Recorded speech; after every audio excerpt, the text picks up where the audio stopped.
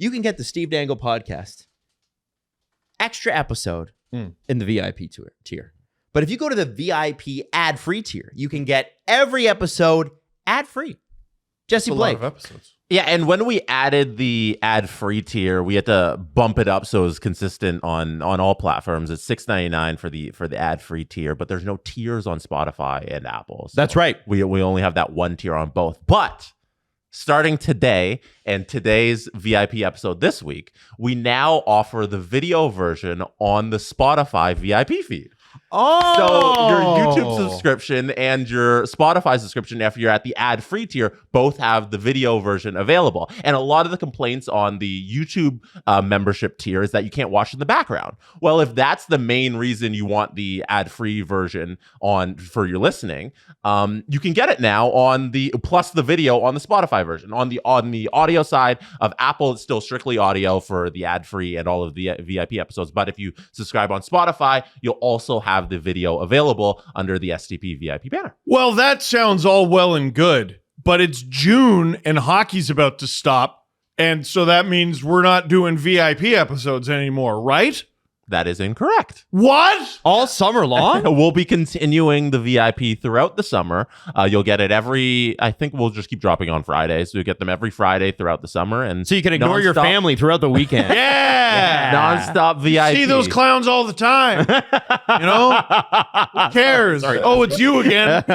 So you get your extra episodes, and then you have your tiers available on the YouTube side, and then you get your ad-free versions as well. Beautiful. So hit the link in the description. You can find out all 3 platforms where it's available. You can hit there, and you can subscribe. SDP VIP and SDP VIP ad free. Say your line. What? Oh, it really helps out a small business. It also We're helps small business. Small. Thumbs up. We're a Thumbs small up. business, and Thumbs up. we appreciate every dollar. Yeah, we do. Madam, We do. I'm sweaty. I am sweating. Thank you for that thumb, Maddie. That's 3 thumbs up. Jesse didn't give us one. So there we go. All right, Jesse, can we switch to Jesse here? Yeah. Jesse's thumb. Here we go. Yeah. Small business Jesse. SDP, the Steve Dangle Podcast, with your hosts, Steve Dangle, Adam Wilde, and Jesse Blake. I just want to say this amazing night in Stouffville last night at the Boston Pizza. Yeah. That episode has not come out yet, but we recorded an entire. It has. It's out. It's out. Oh, it's out of Because, the, as of this recording. Yeah. It's out. It's out. Jesse cut me right off. I was about to go, move your ass. But you got it. I This was- right now, you're listening to this. It's like 6 o'clock. Oh, okay. Or Fair like enough. it's Saturday. Like, Oh, you know? okay, fair. Okay, so listen, I want you to do that. I want you to know this. Keith Acton, Stanley Cup winner with the Edmonton Oilers. Did I get to hold his Stanley Cup ring? Yes, I did. You did? I didn't ask him. He took it off. I said, "Is that your ring?" And he's like, "Yeah." And then he just started taking it off. I'm like, "You don't have to do that." And he's like, "No. Hold it." No, he knows. Steve, you know what that means? You know what does that mean? Adam's never going to win a cup. What do you mean? That sucks. R.I.P. You broke the rule. What's the rule? You can't touch a ring. You can't touch the Stanley I'm a Cup. fan. Same as Yes, I touching the can. cup. Yeah, no. So yeah, you can. So that means you will never win a Stanley Cup. I wasn't expecting to. Oh, well, some of us have higher ambitions. Okay, well, I don't know. Are you selling? Or Jesse, are you selling your portion of the company and going to work for the Washington Capitals? I don't want to rule out anything. If so, you're a piece of shit. Bad. How do you do that? How do you take Jesse Blake's beard private? I don't want to rule out anything. So And the pizza box. have you ever touched a Stanley Cup, Steve? Have I ever? Yes, you have. I've touched the Stanley Cup. Like, when I was I've never touched a Stanley When Cup. I was man, a well, that means little you're gonna boy. win one. When I was a little boy, I like Stupid. poked it with my finger. That doesn't count. Are you that superstitious? At the Hockey Hall of Fame, you touched it? Yeah. Yeah, okay. Jesse. That doesn't count. As a kid at the Hockey Hall of Fame doesn't count. Yeah. Yeah. Jesse. But like I've never been at like a party. I was Right. at Chris Draper's party. in Chris Draper's backyard, and I held the cup. You're one of the lucky ones. That's right. Man, you know how heartbroken I was when I went to school and I heard that happened. Yeah, There was this we famous. could have met We could have met. Oh yeah, that's true. because Steve was a Catholic boy, you see, and I. What was is the story? So yeah, Chris we Draper might as won well the get cup. into that. Chris Draper, who grew up the street from, And is Keith, also right? a Catholic You guys- boy because he okay. went to St. Brendan's Elementary. Somebody just tell the story. Yeah, Chris Draper won multiple cups with the Detroit Red Wings, won a gold medal with Team Canada, and used to bring the cup back to his backyard with his parents.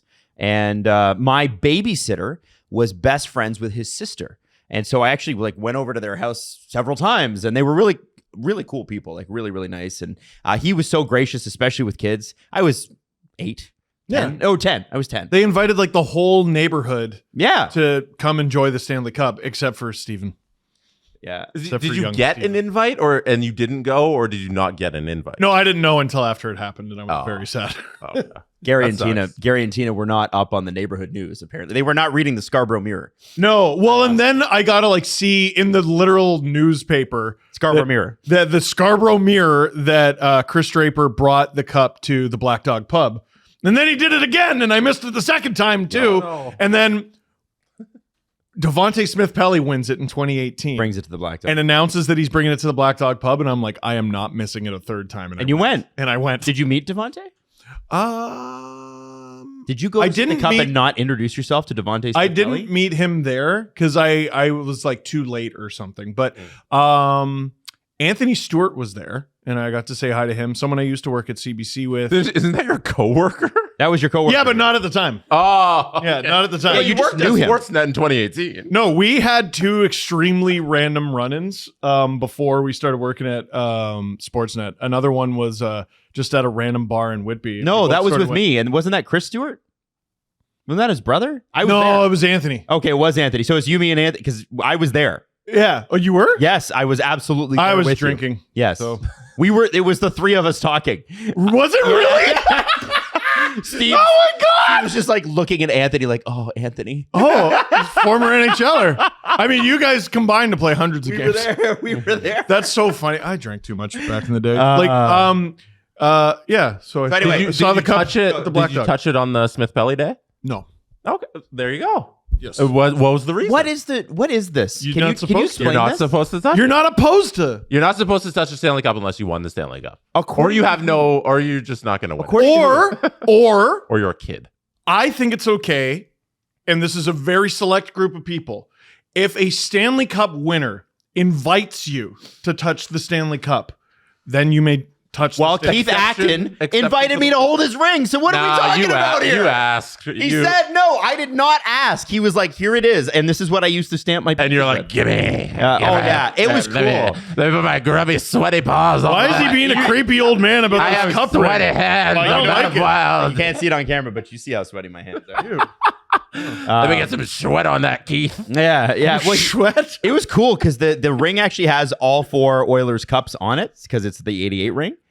So it's got So he was a part of all 14. no, but it has Oh. the ring has it's the fourth Oh. franchise cup, and it's got diamonds in it, and it has an Oilers logo on the other side. It's actually really really nice because I didn't know how far back the cup ring thing went. It's so like relative to how long the Stanley Cup's been around, which is like 60s? 115 years or whatever. 60s? Yeah, but they used to do it. Used to be like a little wedding band, like it was nothing big. No, and then it's like, and also give us your jersey back. We're using it next year. his is it's right when they started to get big. Yes. And now they're fist size. Well, Jesse, you have the replica Raptors one. I do. Yeah, it's so cool. It's a monster. Yeah, it's one of my like favorite little sports memorabilia things. Yeah. It's not like because there's different tiers of the replica you can get, and when the championship happened, like the next day you can buy the replica ring and everything. And this is like the Did you buy it? model. No, we got it for free at Virgin. Oh yeah. Because they brought who was it? Leo Routens who came Leo in? Routens came in. Or was it Jack Armstrong? I forget. It might have been Jack Armstrong. We Leo. were in a box with Leo Routens. Leo and he Routens. came in and let us hold his. Yes. Yeah. And he invited me to hold the Larry O'Brien ring. I didn't. I touch want to it. just say that. He took it. He was like, here it is. And I was like, well, I'm going to have to hold that. And it's a monster, by the way. Adam's You're just absolutely going right. around putting sweat on things. Let me just get sweaty on your metal. So yeah, Leo was in a box with us, and he showed us his real ring. Yeah. And but Jack Armstrong came in the studio like a week after the Raptors won, and they brought around the replica rings, and they had a couple that we could take home. I can't believe Jack was still walking at that point in terms of just like the workload? exhaustion level, the workload, Yeah. the promo he would have had to do after they had to fly back, do the parade, do all the things, and then come in and do a bunch of interviews. It was a lot. You know that meme about like if you give someone a cigarette at a bar or whatever, then you basically have a hired security guard for the rest of the night? Yeah. That's me with Jack Armstrong. I'll defend him to the death. Because one time when I was an intern, he offered to buy me dinner. And I was like, no, I'm okay. And he looked like heartbroken that he couldn't buy me a $5 footlong from Subway. That's so nice. Yeah, he's just, and I'm like, you know what? I'm your random guy with a cigarette at the bar. I like that. If anyone has a fucking problem with Jack Armstrong, you got to go through me. Get that garbage out of here. So this Keith Acton interview that we did, because Keith owns that Boston Pizza, he's the franchisee. When you go back and you watch it, because I know some people are like, they just listen to their 3 episodes and they're used to us in the studio and whatever. I highly encourage you to check this out, because for a couple reasons. Number one, Keith has got great stories. If you're a Leaf fan, you got to hear what Keith says about Craig Berube. Oh, man. What a great story. What a great story. I asked him about him, like not realizing that not only did they play together, but they were line mates. Yes. He tells a really, really good story. And then if you're a Canadians fan, which I know we have a lot of Canadians fans, we're lucky enough to have you guys watching too, you got to hear his story about Guy Lafleur. Keith Acton was Guy Lafleur's centerman. Yeah. Which we were all like, and he's like, yeah, I played up with Steve Shutt and Guy Lafleur. And I was like, whoa. And he tells a great story about Guy on the bench. He's my idea of Canadian making it. Yeah. He's coached for a Canadian team and played on 2 Canadian teams. Won a cup. And owns a restaurant where he hangs up his own jersey and photos of him drinking out of the Stanley Cup. He put on his own Oilers jersey that he got out of a case that I think was hanging in the kitchen. Yes. Yeah. Made it. It was cool. Made it. And then the third thing is, obviously, if you're an Oiler fan and you're feeling a little bit sad, he tells some great little anecdotal stuff about Wayne Gretzky and Mark Messier and some of the other guys on those teams. Why Gretzky was never able to win after he left. That's right. Yeah. And actually, and this transitions us perfectly into Game 3, is able to talk about how his admiration for Connor McDavid, but also you can sort of tell his belief that the Oilers are really in tough against the Florida Panthers. And it's for one reason. It's the supporting cast. Man, you know, I watch the Stanley Cup final every year. And every year, no matter what happens, I'm like, either team could win this thing. I'm taking nothing away from the Oilers. Nothing. You can't. They're an unbelievable team. For all their faults, like, no team is perfect. For all their faults, here they are in the Stanley Cup final. The Florida Panthers are as close to a perfect team as I can remember. They're so stupidly, preposterously in tune with each other. Like, I know their free agent situation's very tricky. I think Reinhardt's going to be back. I don't think that's going to be a problem. Montour probably will not be. There's an article in The Athletic about that. Montour's a problem. Outside of Montour, like, it's funny, the Panthers haven't even won this cup yet. I mean, they're a win away, but you never know. Oilers could be the first team since 1942. Toronto Maple Leafs. Detroit Red Wings, let's just say, too. Yeah. Beat the Detroit Red Wings. Beat the Detroit Red Wings, piece of crap. It could happen, but like, I'm already thinking ahead to how does anyone beat them next year? Like, oh yeah, they're because they're not blowing by opponents. Like yesterday in the Cup Check video, I sort of went through like the past few Cup winners and how they won. Yep. The Vegas Golden Knights were this unmovable group of dudes who were bigger than you, and they were really good at hockey, but their identity is we're bigger than you and we're going to run you over. And also, have you met our friend John? And Colorado overwhelmed you. Crazy speed, crazy action, crazy intensity. Tampa Bay had a little bit of everything, but I think they were just more skilled than you. They had more firepower than you, and you can keep going back, and I'm not going to do every damn team. The Panthers, the 1977 Montreal Canadiens. Oh, you know, Ken Dryden and net. Monopoly on all the Quebecois players was pretty good. It turned out to be an all right deal. Turned out to be pretty cool. Yeah. No, the Panthers are the most cohesive unit I can think of ever. Like, even more than the 2011 Bruins. That was a cohesive. It was a cohesive unit. That was a really interesting roster. It was kind of like a mosaic. Like, we have this section of a roster that beats your ass, and we have this section of the roster that skates you into the dirt, and we have designated Sasha Barkov, Patrice Bergeron, and or vice versa. But the Panthers scored like 3 goals yesterday because they telekinetically knew where each other was going to be. And the Oilers, not really by their fault, can't keep up mentally. Like the Mike Smythe giveaway. Mm-hmm. It's a giveaway. It's bad. It's no good. But if Holloway stays on Tarasenko, it doesn't happen. Or the chances of it happening are reduced. Tarasenko read it. Holloway didn't.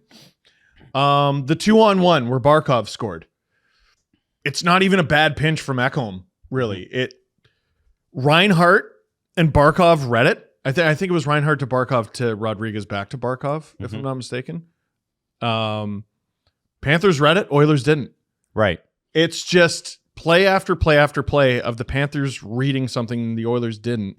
You said Mike Smythe giveaway, by the way. Did I say Mike Smythe? You did. Just now? Just now. Like the first one that you talked about. I can't wait till she's sleep trained, dude. Oh my God. I think we know what you mean, the goalie. But Stuart Skinner. that's right. Jeff Skinner, as I called him. I called him that yesterday. Oh, did you? Also. Okay. Yeah. It's hard. It is hard. You say some guy's name the vast majority of the time. Mm-hmm. Anyway, it's not about the Oilers being crap, and like Darnell Nurse had another play where he didn't look very good and he could have made another decision, but it's not that the Panthers are more skilled than you. They have very skilled players, but it's not about that. They're not overwhelming. It's not that they're faster than you. They have speed, but they're not overwhelming. They are smarter than any team in the National Hockey League. I've got such a respect for them after all this. Like we painted them into this violence corner, and they are very violent. Not tough, violent. They're the smartest hockey team in the world. There you go. Jesse? Yeah, it's a masterclass on how to play hockey. And my favorite, because I had to go back and watch the game this morning because we were doing the thing from BP and with Steve yelling and all that stuff. You can't really get into the minutiae of the game and everything. Yeah. Watching back, like my favorite goal from yesterday is the first one where Sam Reinhart gets the goal. But that whole play is driven by Sasha Barkov being unrelenting on Evan Bouchard. The play starts from their own blue line where Bouchard just has the puck in the offensive zone by the blue line, and he's gonna like make a play, he's gonna do whatever, but Barkov's on his ass. And no other team plays like this at all moments of the game. And whenever the Panthers scored that game, it wasn't like through a bunch of zone time. It was through, hey, we made a great play, one defensive play, and we turned it around. We made it into a goal. You can confirm this, but the highlights on NHL.com for all 4 Panthers goals begins in their end. Yeah, I'm pretty sure all of them do. Yeah. Every goal. It's insane. So you're talking about Barkov on Bouchard, which is true. But the matchup I was looking at was Forsling and McDavid. Because McDavid's trying to do his McDavid thing, and Forsling's on him like shit on Velcro. And the puck goes the other way, and McDavid doesn't pay Forsling the same favor. No. But like you actually have the perfect screen on your screen right there. I was going to go back actually. Yeah, no, but this is perfect. This is what I tried to talk about in the Cup Check video is Reinhart's coming in and McDavid's sort of in this no man's land, and he like daintily puts his stick on him. I didn't realize this was 4-on-4, but maybe that's why he lost him, because it wasn't 5-on-5 and you miss your assignment a little bit. But he just sort of lamely puts his stick on him. But like, there's a man there for that. There's a man there for Reinhart, and it's Ekholm. No one is on Forsling at the point, and Forsling does what all good offensive players do. I know he's a defenseman, but he does what all good offensive players do, and he makes you forget he exists. He got a goal against the Rangers like this last round, where it's him and like 20 feet of white ice in front of him. Just be very, very quiet, and he sneaks in. And then it's a 50-50 shot. Reinhart gets his stick on the puck, or Ekholm ties him up. But you can't give Forsling this much time and space. The play I'm talking about from the Rangers series, he just cranked the thing into the net.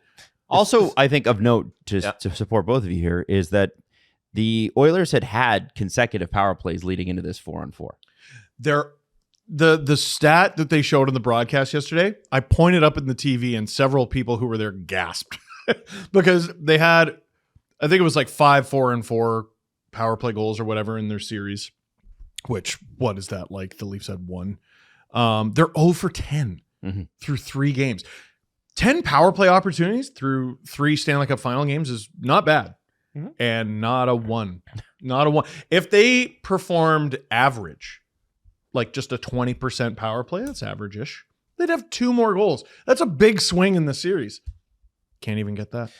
You look at the roster up and down, there isn't a hole in the Panthers roster where you're like, oh, they should improve on this spot in the lineup. You know, you love the 4th line, you love the 3rd line, you love the 2nd line, you love the whole forward group. And it's a credit to Bill Zito and going out and getting the extra players to fill out those gaps in the rosters early on. It's a credit to him for doing the waiver wire, you know, being friggin' Forsling's a waiver wire pickup. Like, that's excellent scouting, that's excellent GMing, and getting Tarasenko, getting Okposo. Like, all they did was go to the Stanley Cup final last year, lose, learn lessons, improve on the team, come back, be the best team in the league. Like, that was just the formula. And for this team here, and I love giving all the credit to all these players, and you need to throw in Bobrovsky as well, because he's lived up to every dollar amount that he gets paid. He's been the best goalie these playoffs. He's been the best goalie in this series. And I believe right now, as it sits, he has the highest save percentage ever in a Stanley Cup final. Wow. He's going to set the record if he has just a really good game in game number 4 and they close it out. He'll have the record for highest save percentage ever in a Stanley Cup final. And that dude has just been another excellent part of this incredible team. And he's still allowed 4 goals, though. The other thing I want to ask is just like, okay, what changed that much about the Florida roster this year to last? The main characters are still here, except Nick Cousins is just not playing every game anymore because they're deeper. Yeah. And you have, I think they have, what is it? Oliver Ekman-Larsson. Who's old? Oliver Ekman-Larsson. Right. He's older. He's not what he used to be. Like, he's not. Tarasenko is an ad, but he's 3rd line, right? He's like, but you look back half of prime / beginning the back half. But my point is that when the people that they added, like, nobody was expecting huge things, I don't think, from Niko Mikkola or Dmitry Kulikov or I like Mikkola. Yeah, okay, but not that you much. don't like him. Yeah. No, I'm saying, like, is anybody expecting these types of performances? And they are finding them from guys that, no offense to Luosterainen, but he's been really great. Well, I think they have some underrated players. Yeah. And you're sitting Cousins and Lomberg and these guys that are 2 4th liners who I think would be an improvement on nearly every team in the league. Like, Lomberg's a great player. Yeah, he I can't believe they sit the guy. And Nick Cousins ended the Leaf season last year. Yeah. And he's not even playing. It's crazy. He's ended careers, I think. Probably. But he, I think the Panthers became more cohesive, so they've had more time together. And the reason I brought up the age thing is they've taken a step. Like, Lundell is young. He's just a little bit older and a little bit better. Luosterainen, a little bit older, a little bit better. I think instead of having a rotating cast, like Nick Cousins is either on the 4th line or on the 2nd line, instead of that, they found, like, Rodriguez was a really underratedly crazy signing for the Panthers. Yes. Because you look at their top unit is Verhaeghe, Barkov, Reinhart. They had all those guys last year. Reinhart has obviously taken a massive step from last year. And he's more in tune with those guys. He's just been with them longer. He's no longer Reinhart, who was traded from the Sabres. He's Sam Reinhart, Florida Panther. Right. 2nd line, instead of Tkachuk, Bennett, and maybe Cousins, it's Tkachuk, Bennett, Rodriguez. Forever and ever, amen. 3rd, like, how many times have they even changed their lines? I haven't these seen playoffs. a lot of shifting of that. And that's interesting. Keith Acton brings that up in the interview. Yeah. And he said one of the things, and I'm not going to blow anything crazy, like I'm not blowing the great stories here, but he did say you see a lot of shifting in the Oilers lineups. Mhm. And he said, but with a team like the Panthers, they knew with about 15 games to go in the regular season, Mhm. this is my role. These are what the lines are pretty much going to be. And that's what we're rolling with because these are the best combinations. And they've basically stuck to it. You don't see a ton of adjustments with Paul Maurice. Well, and not to make everything about the Leafs, but I know a lot of Leaf fans listen to the show. Like last night watching them, it sort of made me think about them. So that 15 games to go thing. How many games did Matthew Nyes have before his first playoff run with the Leafs? 10? I think it was 3. Oh, really? That was way No, it was less. Caulfield had 10. Caulfield had 10. Yeah. The And- lesser Caulfield. The better Caulfield's with Toronto. Yes, that's right. Well, and then you're watching the fourth line go out there for the Panthers and play meaningful, effective minutes in the final 10 minutes of a third period where they're leading. We'd kill Keefe for that. For putting out a fourth line. What are you Our- doing putting the fourth line They have out a there? good fourth line. They It's have a good- crazy. Kevin Stenlund, as long as we're talking about additions, Do it. dude, like you talk about irrationally loving role players. That's a great role player. That's your guy? Really, really good. Is that your man? Well, I feel like he was with the Blue Jackets minor league team. And when we were doing the mock draft for Seattle, I said they should get him. Because he had like decent numbers in the minors and he's 6'5". I'm sorry. Why don't we want this player? And instead, Seattle opted to pick someone who they just let walk. And For no then he ended up in Winnipeg and then Florida. Winnipeg had him last year. That's right. He was in Winnipeg. So, like, again, Columbus also fumbled that bag. I just want to throw that of out. course they did. As I mean, they they're often Columbus. do. You don't get to where they are by fluke. They made a lot of great additions. What's blowing my mind, though, because Jesse made such a good point before the playoffs even began. I think it was around the trade deadline. And I haven't been able to stop thinking about it. So you talked about having a number one defenseman. And teams who win the Stanley Cup have a number one defenseman. Mm-hmm. So I can do this quickly, so don't groan at them, but all the teams of the Cap era.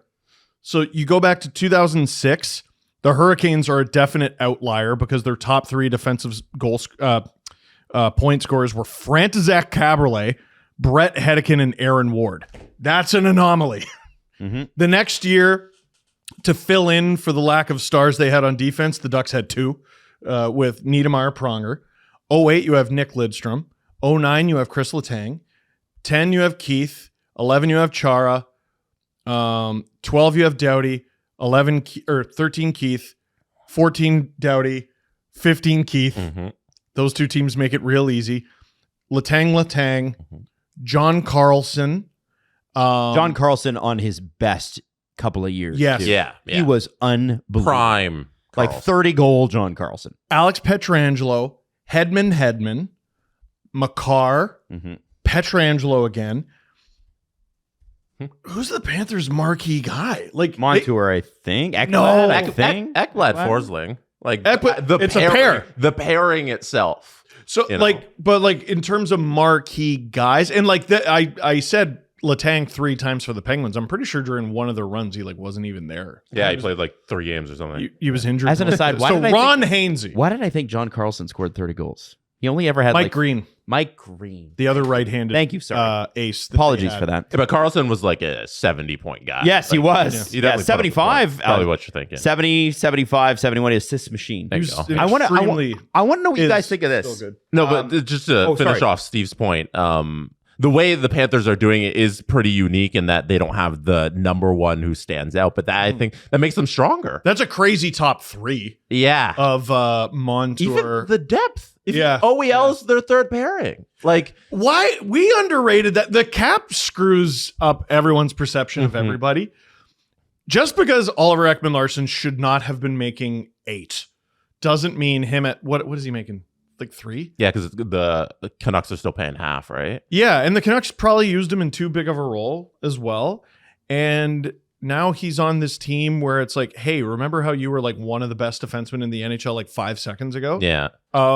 Here's a third pair job. Can you do that? And That's he's like, yeah, I can actually. When we get to the Oilers stuff, like that's how I feel about Darnell Nurse right now. I'm like, John, you're not 925, but he might be a 5. If you were a $5-6 million player and you're playing in the middle of the pairings, like you're fine. Yeah. I think there's a world where he ages like Tyler Myers, Yes. where they put him into a lesser role, and it's like, oh, why did we Also, ever think this guy was bad? please- Because we played him too much. Please put him with a mobile defenseman.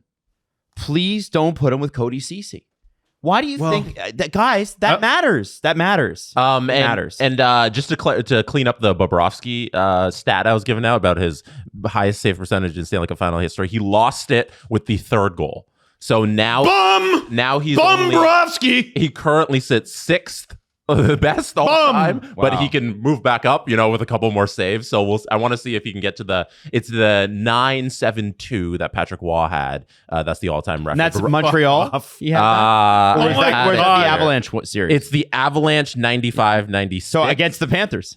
Against the Panthers, yeah, that was Wow. that 4-game sweep. He set the all-time record for save percentage in a Stanley Cup final. So Bobrovsky, if he like stands on his head for 30 saves or something, he can get back up to that 974. Let's But not forget Rogie Vachon. But Bobrovsky had the record through at least the first 2 goals in the game, and then he lost it with the last one. Very cool. The Cap era record is 967. Yeah, Tim Thomas. So Bobrovsky's right here at 955. With his, that's a cool stat. Yeah, can we just talk about how much Thomas deserved that Conn Smythe because he had a 967 and still lost 3 games? How? That's a great point. He had a 960. He's stopping 96.7% of the shots. Amongst everyone in the top 7, except for when he wasn't until the last game. Amongst everyone in the top 17, he's the only one to go to Game 7. Wow. That in the top 17. That's nuts. And Patrick Waugh Devils, yeah, that makes sense. It's like the heart of the dead puck era. You get Waugh versus Brodeur in the Stanley Cup at their final. height. Yeah, not enough is made about that. There should be a 30 for 30 on that goaltending matchup. It was a great series. Brodeur, Waugh, 7 games, guys. That's crazy. I know. I forgot that even happened. It's one of those things. And then before that, it was Brodeur, Belfour. Like at the time. And then before that, it was Belfour, Hasek. It's at the time. Do you realize what you're watching? You know what I mean? Those are the 3 best goaltending matchups in NHL history for consecutive cups. Look at that. The more over the years, it's been like, man, I watched you in high school. Yeah. Now it's like I've been watching you since I was a kid, and now it's I've been watching you my whole life, and I'm like, what? Oh my god! Like when we talk about stuff from the early 2000s and late 90s, like there's people listening right now who are like, yes, old man, and what about them? Yeah. Well, I don't know what you're talking about. That chart back up for just a quick second. Isn't it funny that those 4 goaltenders, Brodeur, Hasek, Waugh, and Belfour are 15, 16, 17, and 18 right there on the... Oh, I know. That's and nuts. Consecutive... Well, and then, by the way, Dominic Hasek, who was in the 2002 Stanley Cup, is at 14 again. The 15 and 16 are 2 guys who played against each other that year. Yeah. Like, that's so stupid. Anyway, we're getting all... I actually want to bring it back to this. Well, we can get caught up. It's a podcast. Now, Jason York, friend of the show, friend of Steve from ice surfing. Yes. So I want to start this by saying that there's so much that advanced stats can tell us, but sometimes when you just simplify how you look at things, and that's how players look at things. Yeah. This tweet stuck out to me. Checking in on the ice time this evening. 0 Panthers forwards averaged over a 45-second shift. Barkov, who was unreal again, 43 seconds. Usual suspects for Edmonton, all over a minute again. You can win like that in junior hockey, but not in the NHL playoffs. And again, I think when you're a cohesive team, you get to play efficiently. I also think that when Keith Acton said that if Connor McDavid wins the cup, he'll be the superstar of all superstars. That's what he said yesterday on the show. Oh yeah. He's like, because his supporting cast is not the same as some of these other guys had. You give McDavid the Panthers, like Oh, they nobody had ever beat them. The Oilers should still be on your cup contenders list every year until that man retires. Because or at least for Toronto in 26. Well, I keep looking at him, and again, I'm not trying to take things away from the Oilers, but I'm definitely doing that with what I'm about to say. If you just plunk the Panthers decor onto the Oilers, I think they sweep the playoffs. I don't think they lose a game. I really don't. I think that's fair. Especially with Bob playing the way he's playing. He's preposterous. Honestly, you take Draisaitl off the Oilers and replace him with Lomberg, but the trade is you get the Panthers decor. I think they probably still win out. I think no team takes them deeper than 6. It's gonna feel weird if this dude never wins one, but a part of what this run is making me realize with McDavid is he's got so many kicks at the can. He's gonna be right back next year. This could easily be the cup final next year. Yeah, easily. Of course. Listen, last year's cup final was halfway this year's, and we all thought Vegas was going deep this year. It just sometimes happens that you don't. Well, it feels like every year the Oilers are like, all right, here we go. And every second year, apparently, because that's how it works because of the cap, the Knights are going to be like, hello, housekeeping. And they show up and they just clean everyone's clock. With the Jason York stat, it's very important to point out it's average ice time. Yeah. Not they some of those players had shifts over a minute. Yeah. They're average on the I'm just making a point. Okay. So that's important. And he didn't go far enough because no Panthers player, like he said forwards, no Panthers player had a shift over or averaged over 47 seconds on the ice. Even the defense. Even the defense, if you go through the entire shift. And so if you're a Leaf fan, you might want to look at that. Are we burning our guys out a little bit? It shows Paul Maurice's the ability for them to just roll lines. It's like to have that as a coach, to have the trust in every single player on your team to put out there. It's very unique to the Panthers. If the Oilers tried to do that, they'd lose 7-1. The Panthers do it because they can. They have the personnel. Exactly. The Oilers, as good a team as they are, they can't do that.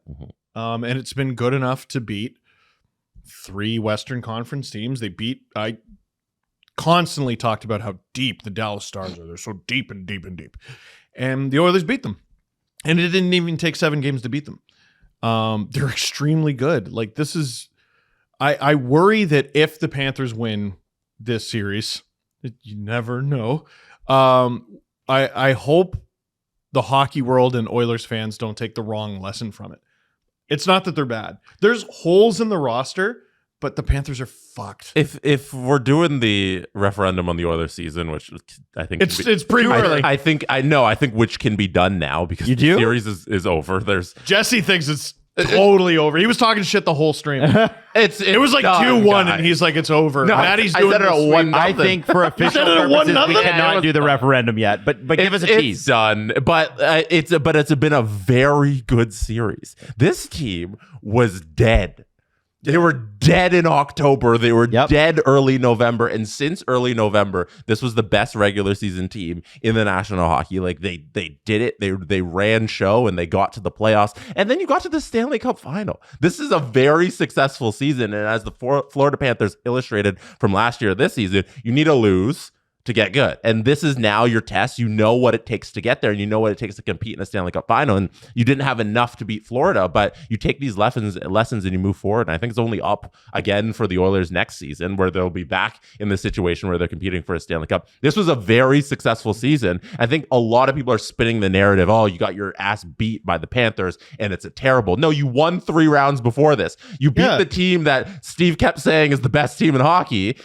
Be very proud of beating tough Dallas team. You beat up Vancouver, who was a little injured. You're facing their third goalie. It took 7 games. Resilient Canucks team. That was a hard-fought series. And then you took care of business when you should have against the Kings. Great playoff run. You know what McDavid's capable of doing at the playoffs when he's at his height. You know what you need to fill out in your defense core. You know you need depth scoring. You need Kane to not be injured. There's a lot of lessons to take from this season, and be very proud of what you accomplished. It's a great Oilers run this year. The one adjustment I think the Oilers can make is they keep trying to do these cross slot passes in the high slot. Stop. Yeah, it's not there. not working. It's not there. And I know it works for you. It's not there. And a lot of the focus has been on Draisaitl. You could probably count the amount of times I've said Zach Hyman's name in game 2 and 3 on max 2 hands. Mm-hmm. And half of them were probably, where's Zach Hyman? I think, and it's not about, I don't think he's playing poorly. It's Yeah. just, they've taken him out. without the other weapons on the team, you can isolate on Zach Hyman a little bit more. Oh, yeah. And- Oh, There's so many good defensive players on the Panthers that if just one of them just takes control and shuts down Hyman in front of the net, then it's game. he had a tap in game 1. A tap in. Mhm. If that goes in, who knows? I mean, hockey. Hyman, I know. Hyman and I know. McDavid had a couple last night where you're like, how didn't that go in? And it's Bobrovsky. Hyman, yeah, he still did have one good chance. And the McLeod save when it was 4-3. Mm-hmm. What do you do? Was that the one where McDavid tried to bank it off him and it came out in front and then he saved it? I think so. That's the same one. Yeah, Yeah, and that was it's- unbelievable. There's like, I don't know, 3-4 minutes left. I don't remember how much time. Yeah. It's just one of those ones where you're like, how the hell didn't that go in? Mm-hmm. He makes the save and you're like, maybe his foot was in the net. No, it was right there on the line. Like what I was saying in the video last night, like Caps fans were able to look back at, I think it was game 2, late in game 2, Braden Holtby makes a save and they call it the save. Mm-hmm. Penguins fans, if I talk about the save, they're probably thinking about Marc-Andre Fleury on Nick Lidstrom 2009 and all that. Fan bases have the save. If you're a Florida Panthers fan, how's that not the save? That's the damn save. Now you got to win in order for it to be. We were talking about them like they have the cup above their head right now. Yeah. If you want to crown them, then crown them. Crown their ass. No, they haven't won the cup yet. Okay. But if they win the damn thing, that's the save. Okay. That game goes to overtime. I have a hard time. The deserve to imagining win a you- meter, No, it stop. doesn't mean anything. 59% in the Oilers' favor. Yeah. So at least they Score can feel effect. proud about that. Yeah, score effects, but it also like Drew brought that up on the stream, and 59% is down from the number I read. So like the Panthers, and another thing that I noticed about them, as long as we're gushing about this friggin' perfect hockey team, is you know how much it kills me to say that, dude. I know. But they never park the bus. Mm-hmm. They just attack and attack and attack and attack. That's got to be the most exhausting team to play. They're on you. These deserve to win meter also doesn't take into account how the Panthers score their goals.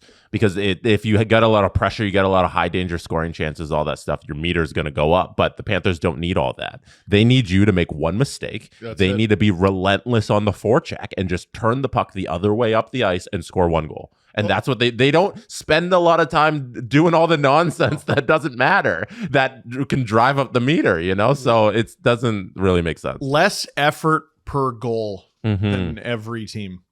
They don't have to friggin' And they've work done it themselves to without the bone. Kachuk being otherworldly. No, he hasn't They don't been. need that. No? Although him complaining about getting punched in the face last night was hilarious. Oilers have kind of kicked his ass a little Yeah, bit. But yeah. like, yeah, no. Like, what are we doing, man? Also, shout out Evan Rodriguez, who was a July 1st signing last offseason. You add that piece. You add a guy who came up short with he was on those Penguin teams that didn't win. He was on the lowly Buffalo teams. He was on a Colorado Avalanche team that had high expectations and then didn't win. And you bring him in, and he's been great on the first line. He had 16 goals, 39 assists last year. And then he signs for $3 million. He has 12 goals and 39 points. Sorry, 16 goals, 39 points the year before. 12 goals, 39 points this year, but in 11 more games. And then the playoffs show up, 6 goals. He's half his goal total, and 12 points in 20 games. Yeah, there's 6 goals compared to how many? 12 in the regular season? Dude, he's had a string of good playoffs. Yeah. So 6-6 in 20 this year. With Colorado last year, again, despite only having 39 points, he had a goal and 5 points in 7 games. The year before with Pittsburgh, even though Pittsburgh wasn't that great, he had 3 goals, 5 points in 7 games. Mm-hmm. And then Pittsburgh the year before, he only had 1 assist in 2 games. I don't know what happened there. But this is the string that I just read to you. It's the only playoff action of his career. He spent all those years in Buffalo, never sniffed the playoffs, and then the second he got there, started kicking ass. Yeah, and you got to think about his teammates. You know, he gets Crosby, he gets McKinnon. Yep. And then now he's in Florida, and he knows what it takes to compete. He knows he's had good teammates, and he's been killing on the first line. And he's 30 as a role player. Yeah, going on 31 in July. Like this isn't like some up and couple more years at $3 million too. Not bad. Oh, good. Is it a multi-year deal? Yeah, it's a 3 times 3. Oh. There could just be one game left in the Stanley Cup final. Oh my goodness. There could just be the one. And if you are going to drop a $2 Steve on something, you might want to go to BetMGM, the king of sportsbooks, official NHL partner. You know, I got to tell you, I can't believe it's come down to this, but I do have to ask, Jesse, Steve, who would you bet on in Game 4? Man, just the one game? Just the one game. You know what? That doesn't even change my answer. Panthers. Really? Panthers. And sweep. Yeah. The Oilers had such a life after losing Game 2 because you see it with relative frequency. Team loses 2, team wins 2. We've seen it in these playoffs. You lose that third one. Oh, it's tough. The mood changes. You realize, oh, we're dead. No team has done it since 1942. But you're asking about one game? I still say the Panthers. What do you got? Steve Dangle, you like your $2 Steves. I like it. The Dallas Mavericks are up against the Boston Celtics in the NBA Finals. Oh. They are down 3-0 in this series. Yep. The Edmonton Oilers are up against the Florida Panthers. They are down 3-0 in the series. We parlay the Oilers and the Mavs to both come back from 3-0 down. Oh, Put $2 in it, and you get $588. that's insane. Which says to me that will not happen. I don't know. But that is a fun one. Are you going to do it? No, not at all. If anything, I'm just putting money on It's both a good teams. one. I'm going to click it. You know what? What is it if I bet the sweep for both and parlay it? Because I think that's what's going to happen. You might win $2. Yeah, it wouldn't be that good of odds. For two? All you're doing is betting each of them to just win the game. Yeah. You'll make money, but like That's all that matters. money, but That's all that matters. it's not $588 for your $2. Oh, all we need is something with like a 1/10% of chance of happening. It's never happened in the NBA in any round, Ever. regardless of like the finals. Like no team has ever come back from 3-0 in an NBA playoff series ever. And in hockey, it's happened like 5 times, maybe. Three. The Kings, the Flyers, maybe, and the Leafs in 42. That's 3. Yeah, that's it. That's crazy. Yeah, That's crazy. So not likely. So here's the deal. With our good friends at BetMGM. BetMGM gives you the chance to take those incredible postseason highlights to the next level. Or potentially lowlights if we're looking at sweeps here. They should have never taken away Luca's beer. Get off the bench and into the game with the King of Sportsbook. It's time for BetMGM. Log in and sign up today. BetMGM.com for terms and conditions. Must be 19 plus to wager. Ontario only. Please play responsibly. Gambling problem? Call Connects Ontario at 1-866-531-2600 to speak to an advisor free of charge. BetMGM operates pursuant to an operating agreement with iGaming Ontario.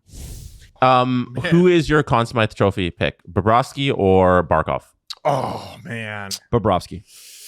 You're talking about making history in save percentage in Stanley Cups all time over all of the goalies we just talked about. Bobrovsky. But you look at what Barkov has done throughout all 4 rounds, and the stats about him shutting down Panarin and Pastrnak, but the Conn Smythe is like, and I get the Barkov thing. Yeah. What tends to, you're asking me who I think's going to win. No, if you had a vote, who are you giving it to? The way people vote is what's spectacular.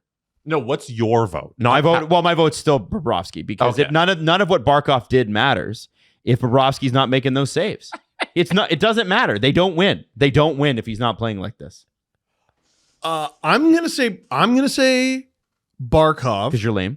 because I'm lame. What? No, and the reason I'm saying Barkov is like, again, you know how I pointed out Tim Thomas with the Bruins? Like watching that whole run, you're like, all right, the Bruins are good, but he stole it. Like he stole the entire thing.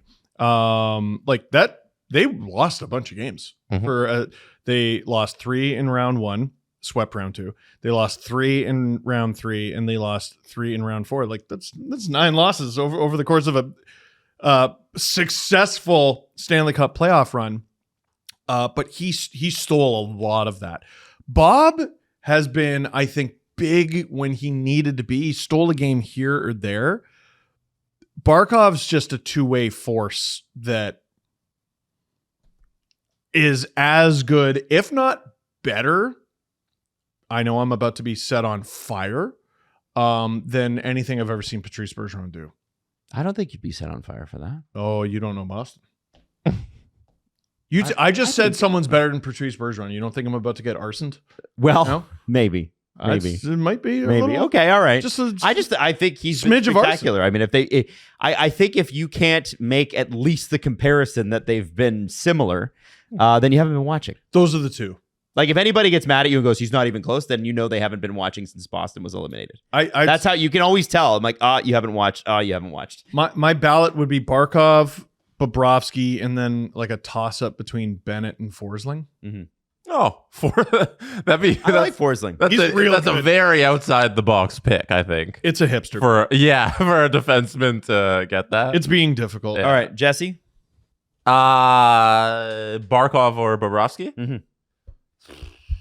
I think I lean Bobrovsky and then to Barkov. I don't blame If you pick either either one, I don't think you're wrong, but I think I'd lean Bobrovsky. It also depends on how game 4 goes. Like if Barkov puts up a couple more points and he has like another great defensive performance, and maybe Bobrovsky it's a 5-7 game or something. Maybe that just sways me. Right. But right now I lean Bobrovsky as my first pick and Barkov my second. Jesse, great point. Adam, you're being obtuse. Oh, am I? I texted Adam yesterday. It is going to be Bobrovsky. It is going to be Bobrovsky. We don't know that. We do. It's going to be Bobrovsky because he's made spectacular saves, and that's how they vote. I think We honestly don't know. No, I think Adam's right about that. I'm 100%. Tim Thomas was a 9th round draft pick. Of the Quebec Nordique. Tim Thomas's run that Adam, you're talking about documenting things. That's one run that needs to be just looked at. The problem is if you wanted to do a 30 for 30 on Tim Thomas, you better be prepared for some interesting quotes. He'd shoot the TV. Yeah. Yeah. That dude's 50. The way he peaked in his later years, not until 05, 06, even though he was drafted in 1994. He started 38 games in 05, 06, goes on that miraculous cup run, and then decides, hey, I'm going to take a break from hockey, comes back with that weird year with the Panthers, and then that weird 8-game stint with the Dallas Stars. To describe Tim Thomas's career, for those of you who don't get it, his NHL debut was 9 years after he was drafted, and then his first regular job was 12 years after he was drafted. Tim Thomas's career was like if Matt Tompkins became the starter of the Lightning, won a Vezina and a cup. Mm-hmm. Yeah. Like that's what it's like. This journeyman who like went for this long trek through the desert. And didn't he take the job from like John Graham, who was a very highly touted Bruins goaltending? Can you click 0506, Jess? I don't remember what year it was, but the Bruins were a mess in net. Yeah, there it is. So they had Raycroft. Raycroft. Toivonen was supposed to be the goalie of the future. Yeah, I remember that. Raycroft was miserable. The Leafs traded for that. Oh, I'll never forgive him. You stink. 8-19-2 with an 8-7-9. After those numbers. Look at the other two guys. You big friggin' bunch of idiots. Oh, I'm going to beat them up. Ugh. And they gave you Tuukka Rask. Tuukka Rask. Fight me. Fight me now. And then he goes and works for the Bruins. What? And then he goes and works for the Bruins. And then he goes and works for the Bruins. Fight me after school. Last question with the Florida Panthers. I know you're trying to move on. Who are you most happy for to get Stanley Cup? Okposo. And I said that as soon as the third round ended. I was like, I want Kyle Okposo to win a cup because he played for the shitty Islanders in the worst Islanders years in their franchise history under Garth Snow and what was that owner's name? Robert something. Thomas. No, I don't know. That was Kraft. No, Sarver. No, that if you go back and look at those Islanders years, that's like those Islanders years are why Tavares left. Dude, they're horrible. Islanders fans, I know you get salty about this, and I understand it, but the reality is that it's not John's fault that the team was that poorly run for that long, and it's not yours either. Don't rag on John for leaving. You almost did. Yeah, 100%. And then he goes and he's like, okay, finally, I'm a free agent. I can go anywhere I want. Buffalo looks like a really good spot. They just got Jack Eichel. And he ends up with that. And then ends up, I believe he had a career-threatening health issue. Not even an injury. There was like a health problem. Yeah, I can't remember. Like this guy has gone through it, man. And this is the first time in his career he's ever got past the second round. It's a miracle he's still playing.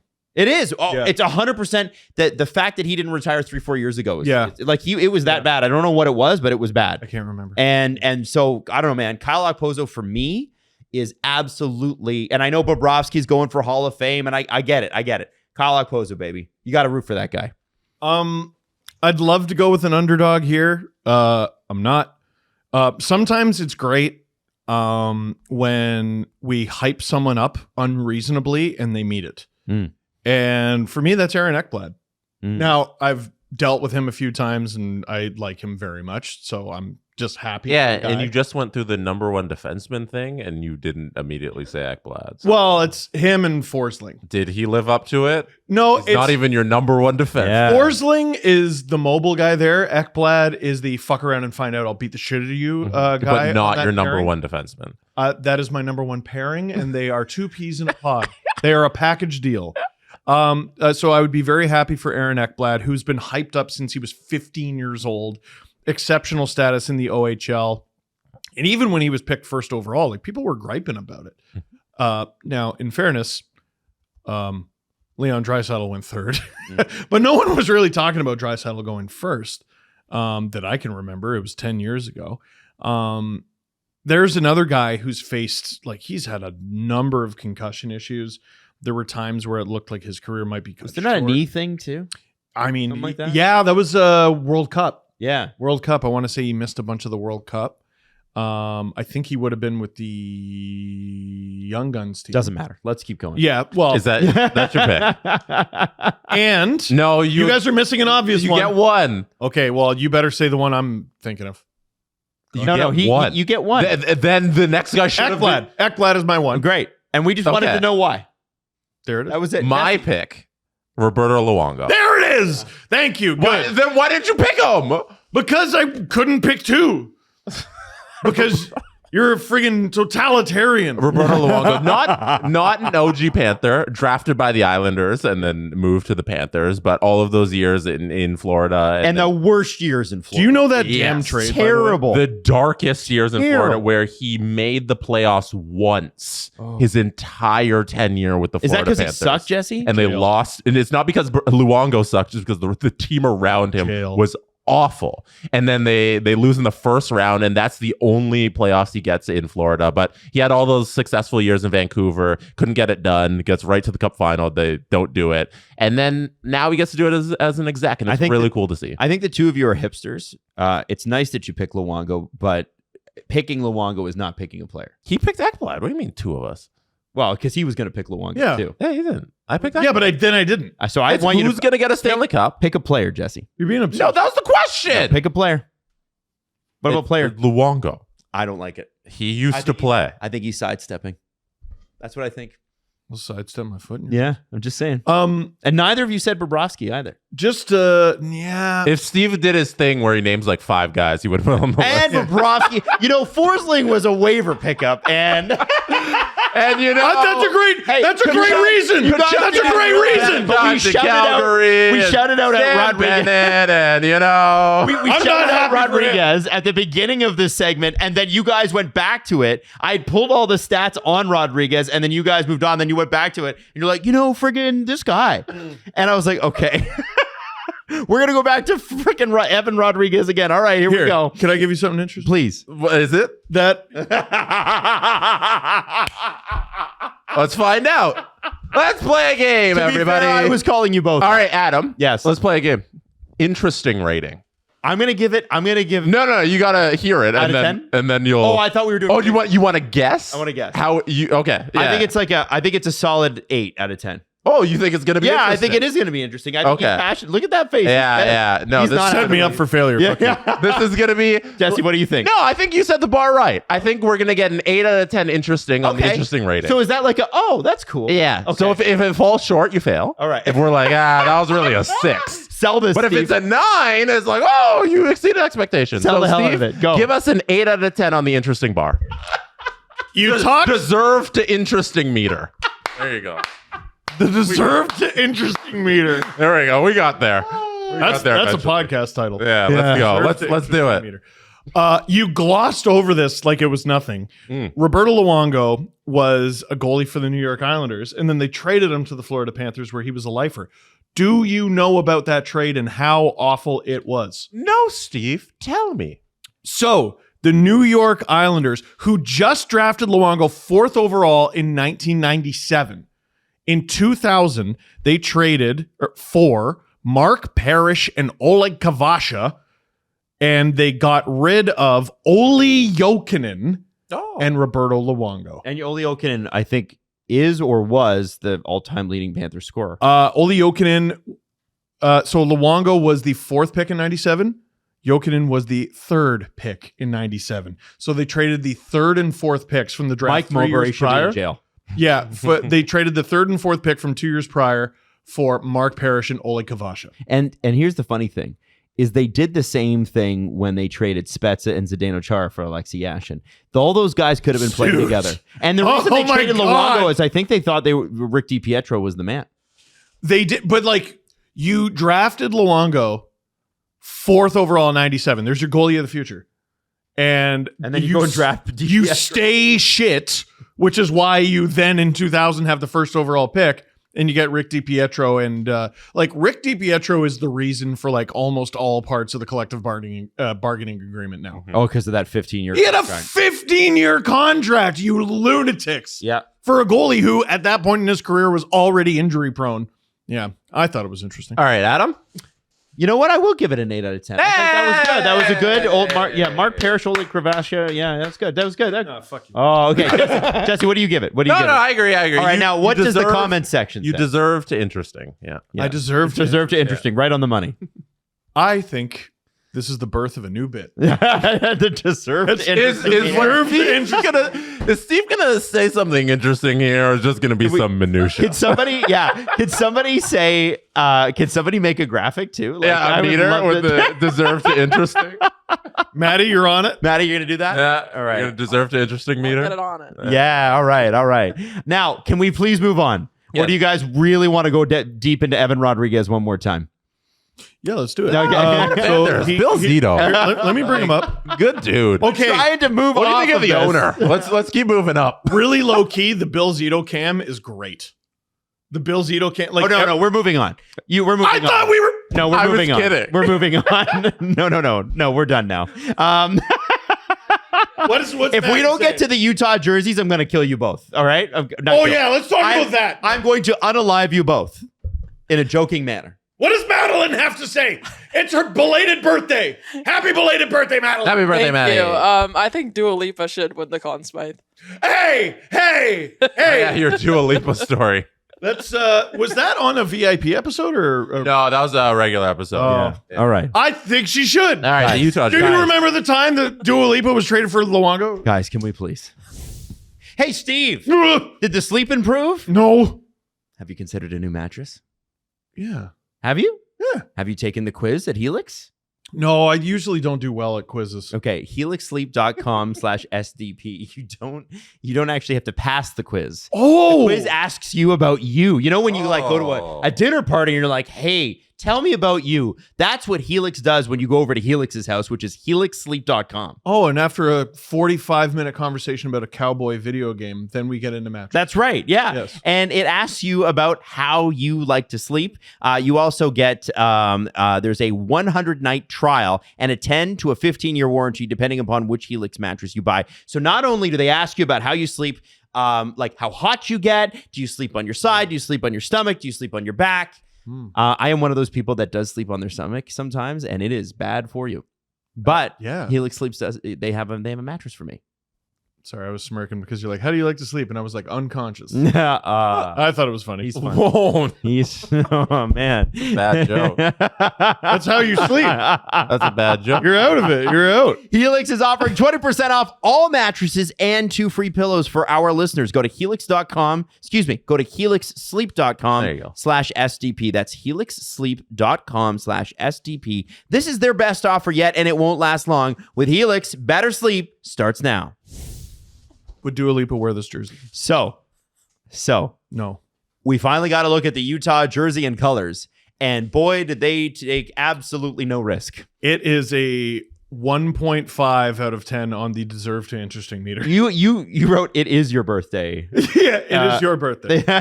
But like, It's what are Tam- the expectations? The better expectations are they're going to jersey come in than that. bold. Look what Vegas did. Seattle and Vegas came in with bold colors and cool looks. And I understand Utah hasn't had time to put There the you crest go. together. I get that. But the color scheme sucks. It's like No, I actually don't mind the color scheme at all. It's just very Tampa, very Toronto. it's No, it's different blue. very Kootenay Oh, Ice. God. No, it's Kootenay Ice or Winnipeg Ice now. I think they Winnipeg, moved. yeah. Yes. It's very Sportsnet, actually. Kind of looks like the Sportsnet logo a little bit without the red. Yeah, it's the same blue, isn't it? Or do they have one of the shades? No, they would No, make sure to different. get big red in there. Okay, Like the fair shoulder patch or something. Okay. I don't mind it because There's really only two it's a jerseys. jersey for one season. It'll be the inaugural jersey. It'll be a collector's item after And this it will always season. be ugly. And I think they went with the right blue. I don't like that they went with the black. Oh. I think you go with the blue on the jersey. I think that's where Yes. they messed up Yes. majorly with that. But just going to Utah with the numbers, okay, whatever. It feels original 60, which is kind of cool. But they went wrong with the black. The white's awesome. They messed up. I wonder if they were worried about getting too close to the Penguins 70s jerseys, which were like a powder blue. Oh, but that's not their color. Steal it. Yeah, it isn't. their That's color. the one they wore at the Winter Class or Yeah. the outdoor game. Awesome. And that team, by the way, Awesome. that 70s team that wore those colors were absolute crap. They were terrible. And they did nothing until they went to the black and gold era. Adam actually makes a really good point there because the Lightning, to switch to the jerseys they have now, had to ask the Leafs for permission. Yes. And the Leafs granted it. Which I what were wonder. they fucking thinking? I know. I wonder if there's something there with Utah going with this because they weren't allowed to go with the powder blue or whatever you call that blue. I'm blue. sure the Penguins don't own that. I don't know. They are black and gold. Yeah. Possible. Steelers are black and gold. Pirates are black and gold. Penguins are black and gold. They're black and gold. The Canucks just Or own black and yellow. every color of the rainbow because they wore yellow and maroon and navy and green. They're a little non-committal. Yeah. And when the Canucks had a black jersey, it had like red coming up, like red. You remember that one? The Naslin The years? gradient. Yeah. Bleh. Anyway, I don't love it. It's simple. I like the away jersey, which is the whites, better than the blacks. I think they copped out. I think you're absolutely right, Jesse. Now that you mention it, I think a powder blue would have been spectacular. It would have changed because you would have been like, oh, there's a pop of color and stuff. It would have changed your feeling about the jersey. Yep. The black's just Like I can't wait for Utah and Los Angeles to play. that's good. That's going to be great. So I guess Wow, how exciting. I guess the deserve to look good meter should be a little lower because It's a 1.5 out This of one. 10. That one. The home jersey's like a bad. 5. It is bad. It's I'm going bad. to give him a 5 mid. Snort. I don't Mid. mind the Utah lettering. Like I don't mind that. Mid. Yeah, it's if they good. What choice did they have? Right. They had no choice. They got to put Utah on the jersey. You can't have like HC on it. Otherwise, like if they call this club Utah HC, as much as I love football, the reason they called them football clubs is because they were actual football clubs that were like, the neighborhood guys would get together and then play each other. And now they make a bajillion. Yeah, 100%. So that there's like a reason for that. And I know there were hockey clubs that were the same thing, but the hockey clubs in North America have always had a name. Mhm. Give me a name. Don't wimp out. Be a name person. I think part of the disappointment here is we've been complaining about the Coyotes for so long, and then they move Yep. and they go to Utah. Yep. And we're all really excited for something cool and silly, Mm-hmm. like the Venom or Outlaws or Yeti. do the Yeti. And then they just do this. Like, this is like a boring, I just want to get into a quick game jersey you would create on NHL 24. I'm too lazy to come up with a logo. Like, I'm not even going to put the pineapple in there or like all those other ones. Like, I'm just, nah. Utah. Boo. Maddie said, What is that? You're I right. could make this in an hour. you're really underselling yourself.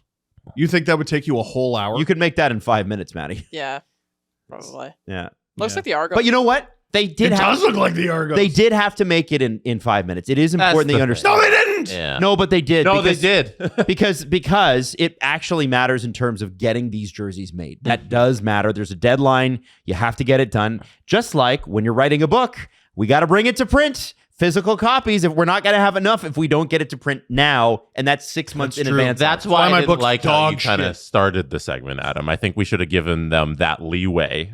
That's how your expectation. color scheme could have been better. Color scheme could have the black. Yeah. Eh. Yes. But I think we should all look at this with the perspective that they had an hour to get this done and get it submitted to Fanatics and get these jerseys made and all this stuff. And there's a lot that goes into that behind the scenes. I feel like it's a shoulder patch away from being all right. I think they might have They them need on to there. just add like a lace.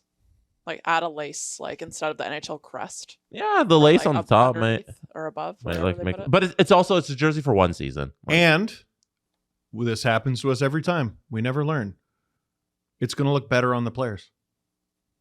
This is the mock-up. The mock-up always stinks.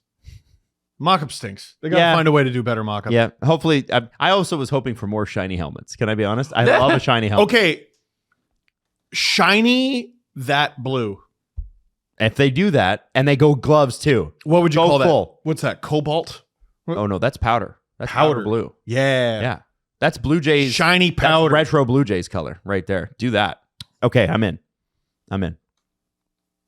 I think we just Did we just solve it for them? solved You guys are welcome. the Utah team. Hey, so Alex Steen, Leaf great Alex Steen will be the general manager of the St. Louis Blues in 2 years.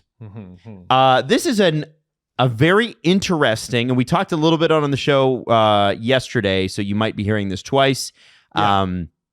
But team chairman Tom Stillman outlined the succession plan in a news conference, saying Doug Armstrong came to him earlier this year to make a case for a new GM. So this is Doug Armstrong going, I think it's time. Doug Armstrong has been the GM since 2010. In that time, the Blues are 601, 364, and 112. Those are Oh my God. fifth most wins in the NHL during that 14-year span and 10 playoff appearances. That's pretty amazing. Also a cup. Did we mention that? Yeah. And he said that, listen, Steen played 750 games of 1,000 here. He is the team's European player development consultant. And I guess the belief is that he should be the guy that takes over because he's been the guy like Yzerman, like Sakic, like so many other guys who've worked under general managers and go, okay, here you go now. Now, what's interesting is this could all change. It doesn't have to go this way. So in theory, they could revoke the job offer. Sure, they can always do that. Or they can switch the contract or pay out the They can do anything they want. Now, I think this contract is set in stone. I think they fully plan on doing this. Mhm. But what if things go sideways and they decide, What if he decides he doesn't want to do it? Actually, being a retired player is kind of great. I'm just going to do that. I don't think he's that kind of guy. No. And he Most lives, of them and his aren't. family's in St. Louis. They're all from there. They live there. Well, What do you guys think of that? Naming a general manager 2 years in advance. The Leafs kind of did it with Kyle Dubas 3 years in advance under Lou Lamoriello when Lou said, if he's not the GM in 3 years, then I haven't done my job. And then when Dubas did get the job, Lou was like, screw you guys, I'm out of here. on one hand, I like transparency for the fans so that you know what's happening. On the other hand, you could have simply just done this without announcing. Like, with Yzerman in years past and other guys in years past, it's obvious what the path of succession was supposed to be. But, if they did a bad job, then you don't need to do it. Can I suggest that somebody was after Steen? Interesting, Adam. What job was Alex Steen offered? I mean, I don't think that this was the. No, I know. I don't think this is the one. But tell that. You told it on the other podcast, so maybe you should save it for that. But I think there was probably another NHL team interested here. I think you're right. Maybe the team that drafted him. Right. The Toronto Maple Leafs? I highly doubt it. What do you think? Keith Acton, we asked him about that because he was assistant coach of the Leafs when that trade happened. And we're like, you said, you're like, what'd you think of that trade? And I said bad trade. To his credit, he said bad trade. I mean, yeah. It was him and Carlo Koliakovo. Bad trade. Bad trade. Koliakovo, who despite injuries played way more games for the Blues than Stempniak ever played for the Leafs. That's a tough trade. That's a bad trade. And I think you're probably right. So, And you know, it could have been, I don't know who could have, I wanted to speculate just for a minute. Who was looking for a GM? Who could have offered it right away? Because remember, Colorado came after Dubas.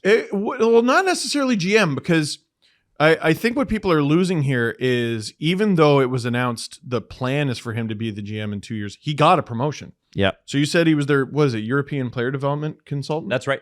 And now he's assistant to the general manager. That's a promotion. Right?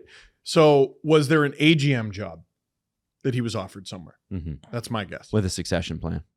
Not necessarily, but like, you talk about it. Mm-hmm.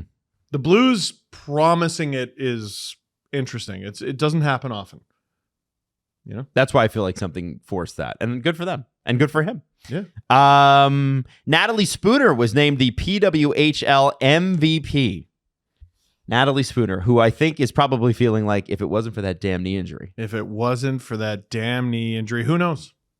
She led the PWHL with 20 goals and 27 points. Just an absolute snipe show. Yeah. It is called the Billie Jean King MVP Award. Just in case anybody wants to know. She's absolutely incredible. Like, ridiculous career. It's crazy. She's not only still playing, but playing at this click. Like, just absurd talent. Patrick Laine and the Columbus Blue Jackets are going to work out a trade. He's asked for a fresh start. Where do you think he'd fit best, guys? I didn't see anyone suggest this yesterday, and I'm glad I saved it for the show. I want Patrick Laine and the Carolina Hurricanes to shut up and kiss. It does make a lot of sense, doesn't it? It's been hinted at for years. You would essentially be reuniting that Team Finland team from, like, what was it, 2016 World Juniors or something, with like the exception of Mikko Rantanen. Go ahead and go ask the Blues if they want to give up Kasperi Kapanen too. Screw it, why not? Like, just get the whole band back together. And as long as we're talking about reuniting him with the biggest Finnish contingent in the league, Dallas. Also. I thought Boston for Patrick Laine, because they have a really structured system and they probably could use a little bit more goal scoring. And this guy's, you forget, Patrick Laine's 26. He's young. And he's making 8.7. I think Columbus fans are not going to like this, but I'm not sure that you can get away with this trade without retaining. You're going to have to retain on this. That's a tough trade to navigate. I think he needs to go to a team that can support him. He was in too big of a role in Columbus. Mm-hmm. You got to be in a team that can shelter him a little bit, and then he graduates into a bigger role. And the teams who can do that are the teams who are already good, and the teams who are already good usually don't have cap space. So once again, that points to retaining. There's probably going to be a gap on the Hurricanes roster once they get rid of Necas, who we're getting to, guys. Naked? Yeah. Martin Necas. Yeah. Well, sometimes, I'm sure. Yep, absolutely. That's most of what hockey players do. Get dressed and undressed. It's what they spend half their life doing. Carolina. Interesting, because and Jesse, what do you think, by the way, on fit for Patrick Laine? You always wonder what you're paying for, you know, when you're trading for a player who's unhappy and hasn't performed well, but it was on a bad team. And you look at how much of a mess Columbus has been the last few years. And he might score 8. He might score 45. Right. And like the 45 goal Patrick Laine was only seen in his first 3 seasons with Winnipeg, you know, and Columbus gets him, and you're like, oh, he could be that guy. And then he was never that guy. So the next team he goes to, you wonder what you're getting with Patrick Laine and what the price is going to be to pay for. Like, what are you paying for? Are you paying for the prospect that he could be the guy he was in Winnipeg in his early years? Or are you paying for a downed asset that hasn't played well on a bad team? Let me offer a trade. Let me offer pieces to build a trade around. Underperforming Finn on a big money contract. Jesperi Kotkaniemi. Could he start his career anew in Columbus? Oh, I wouldn't want. You get the him. You get the younger player. Well, no, you're not rebuilding around him. He's the younger player. He fits Columbus's window a little better. Mm-hmm. It takes care of a problem for Carolina. And maybe if you're Columbus, you don't have to retain if that's what the trade is. It might be better to get him. Mm-hmm. Like, how much time is left on Laine's deal? 2 years, $8.7 million. And you're retaining, and Columbus isn't in the habit of paying guys to not play or coach for them, or at least they don't like it. I don't want Kotkaniemi if I'm Columbus. Yeah, why would you want him? Just so you can be more mid? Like, Kotkaniemi was bad these playoffs. Yeah, but it's not like dude had 1 point. You're not getting a player with like a crazy recent track record in Patrick Laine either. Mm-hmm. Mm-hmm. That's fair. So that's why I think it's a framework. The great thing for Columbus is that they don't have to worry about the playoffs. Like, if you're like, what are you worried about? Yeah, get there. Kotkaniemi has like no track record. Yeah, he's never really had like a. Hey, he iced the Leafs in Game 6. How dare you? Yeah. God. He scored 1 goal against the Leafs. I really do. I don't think that's a track record. I hate that damn team. He's never really had like a really standout regular season. It's an interesting proposal, like young talent for younger talent. I think, like, I'm just looking at Laine. Like, playing lots of games has been a struggle. He played 18 games this year? 18. He had 6 goals and 9 points, half a point a game. But the 2 years prior on the Blue Jackets, he had 22 goals and 52 points in 55 games, and then 26 goals and 56 points in 56 games. You're getting roughly a point a game player there. Like, recently, like, there's reason to believe he can still be that. That's a pretty good player. Yep. That's a pretty good player. I think there's a framework there. How does the player assistance program section that Patrick Laine is in, how does that work? Is he just coming out of it this summer and then he's just going to be correct. Play next year? I don't know. He also had a minor shoulder cleanup surgery, apparently. Expectation is he'll be ready to go for next season. That's what the Athletic article says. Okay. So by that'll all be cleared by the time next season fires up. Okay. Yeah. And I think, Columbus is where good talent goes to die right now. And I know Blue Jackets fans don't like me saying that, but show me I'm wrong. And I think they know they need to You're look not at a lot of pushback. They need to. Don Waddell, by the way, Don Waddell going there and then trading with Carolina as his first trading partner would be interesting. Well, I mean, he moved heaven and earth to get Kotkaniemi, so he obviously likes the player. Well, maybe not now. Someone in the organization did. Somebody did. I don't know. Never got that deal. Never understood that. But I look at this and I think, okay, what does Columbus want to be? Do you want to try to be good this year, or do you want to try to be good in a couple years? You're already bad, but at least if you start to look at moving guys like Laine and maybe a Johnny Gaudreau, you at least can sell some hope with some young players. You're just bailing. You bail. You bail on this team. Wow. Nah, you need some. You have some. You got a high draft pick. You've got Johnson. You've got Juracek. You've got a whole bunch of other guys coming up. You need some experience. Oh, you've got Boone Jenner, all-star Boone Jenner. Stop. No.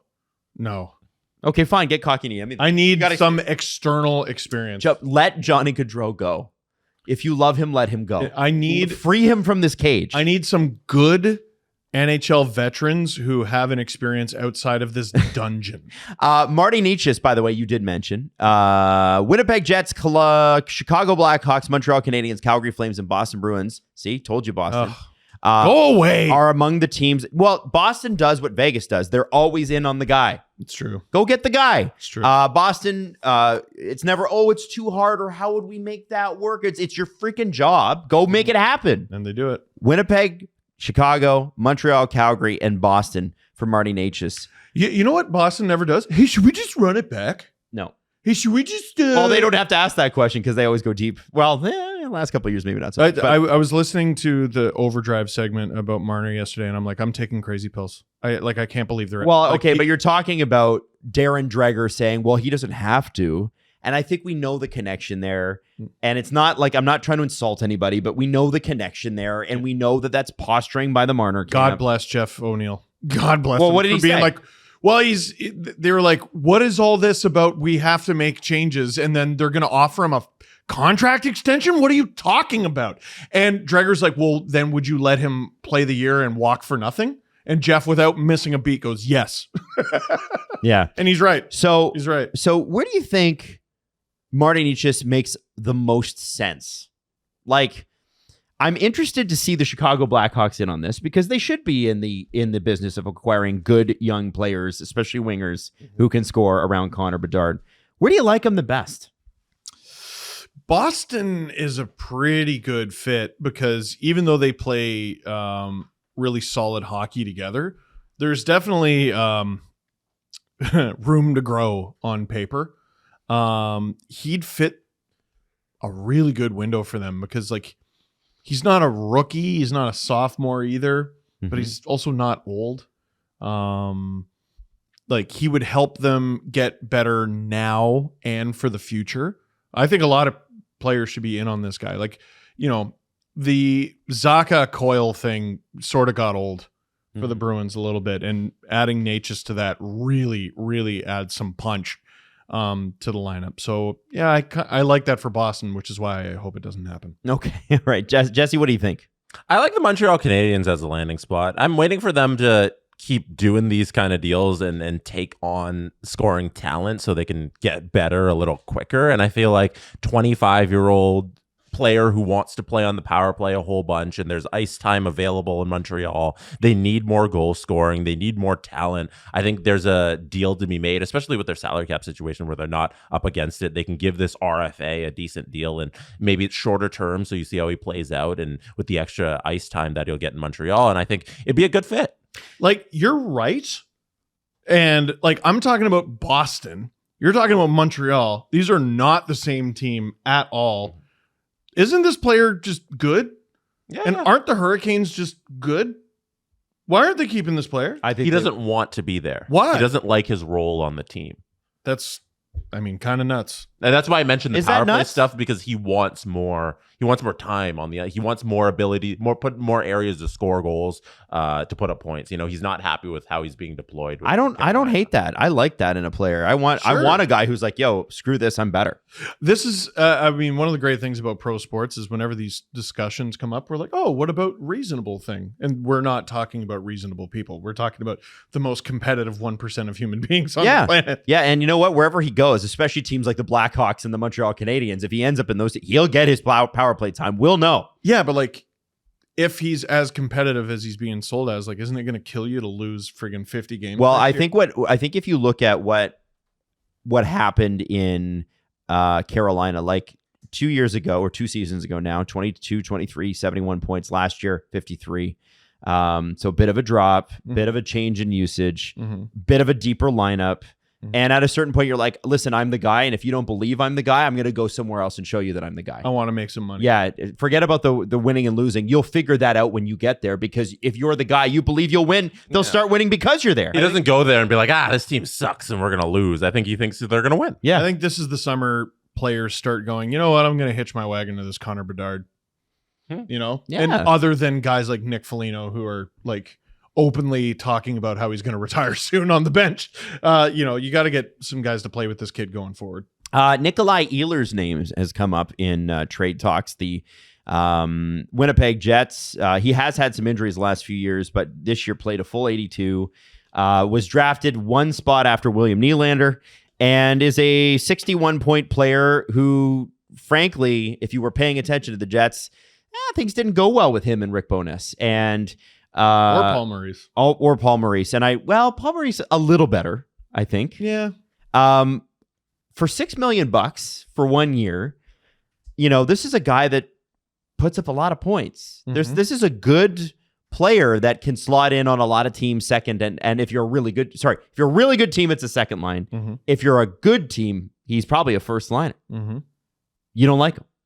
Me? Are you saying you don't like him? No, I'm saying I like him. The reason I like him. Dismissive is his ice time, by the way, under Bowness went from 18 minutes a night under Paul Maurice to 15:38 and 15:52. That's why. Like Nikolai Ehlers being in trade rumors is as close to a free space on the bingo card as you can get for like a non-leaf. Like it's every year, it's play him more. No, I won't. K will trade him. Then they didn't.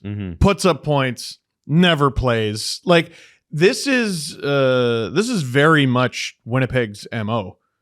Is guys are in rumors forever, then nothing happens usually.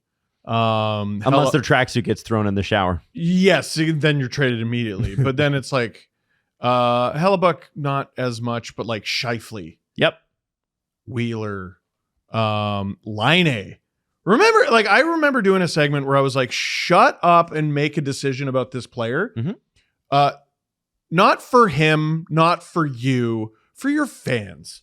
Like, you need a reason to get excited about your team. I want to know if I can buy this player's jersey. Is there a point? And at every moment of every year, it's like, we don't know if he's staying or going. And I feel like it's been like that for Nikolai Ehlers for like all of post-COVID has been it, like, I think this predates it. Honestly, it's just there's a brain fog there, and I have no idea if it predates it. I'm pretty sure it did, but I can't remember because of the 2020 syndrome or whatever you call it. But like, I just every year with Nikolai Ehlers, it's one of those.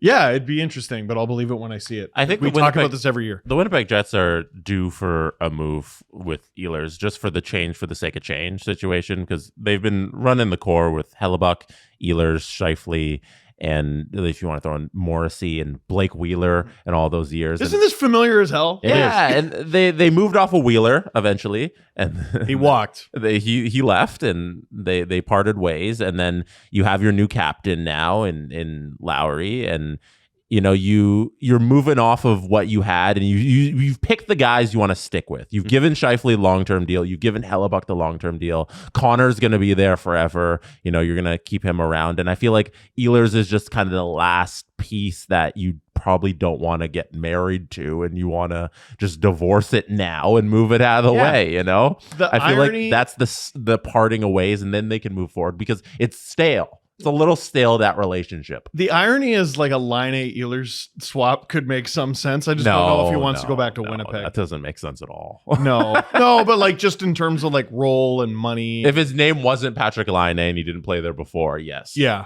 But because it's him. Yeah. No. I just feel like Ehlers and Winnipeg's a little stale at this point, especially with how they lost in that first round. Yeah. You guys remember that series? Yeah. Not pretty. Well, not good. Same with Toronto. There needs to be some sort of consequence for losing. And when you lose that way with a bunch of guys who have been here forever, this is new guys. I was going to say, I would like Ehlers in Toronto. Yeah. I would like a guy like that. Ehlers is a good player. Soft on the left. Yeah. I mean, let me bring this team up again. Really strong offensive player, underappreciated in the market he's in. Nikolai Ehlers, welcome to Carolina. You sound like a hurricane already. Everybody's going to Carolina now. He sounds like a hurricane though. Like I'm not using them as my cop-out team. It's all the players we're talking about. He's not Finnish. He's Danish. I know. So, but like they're close. They are close. They used to be one. Hockey guys. Yeah. If you squint, it's the same country. It's the same place. It's the same place. If you squint, definitely say that to Danish people. Oh yeah, no, it's all part of the same block. All right. So guys, unless you we want to talk about very quickly. San Jose did hire a head coach. Wazowski. I'm watching you. Ryan Warfowski. Warsofsky. Yes. I listen. So what do we think? It was like the least talked about head coach hiring I've ever seen. This dude, here's what's surprising about it. If this dude was in this room, he would be the third youngest one. So how old is he? He is 36, like you and I, Adam, except his birthday is in October. Wow.